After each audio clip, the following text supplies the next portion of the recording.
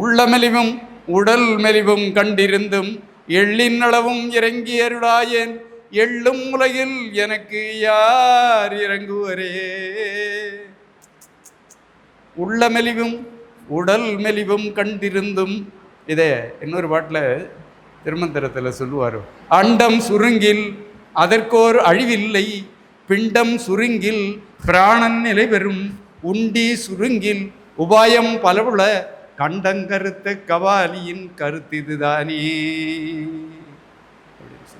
என்ன ரகசியங்களை எல்லாம் வா வா இவ்வளவும் நமக்கு எதிரே கொடுத்து வச்சிருக்காங்க. கண்ணா எடுத்து சாப்பிட்டுக்கான்னு கொடுத்து வச்சாங்க.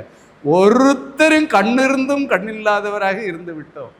அதனால இவைகளையெல்லாம் காட்சிப்படுத்தி இவைகளை உங்களின் மனதில் செலுத்துவதற்கு இந்த தீபம் முயற்சி எடுத்ததற்கு காரணம் என்று சொன்னால், காதில்லாதவர்களோடு பேசிக்கிட்டு இருக்கிறோம், கண்ணில்லாதவர்களோடு பழகி கொண்டிருக்கிறோம்.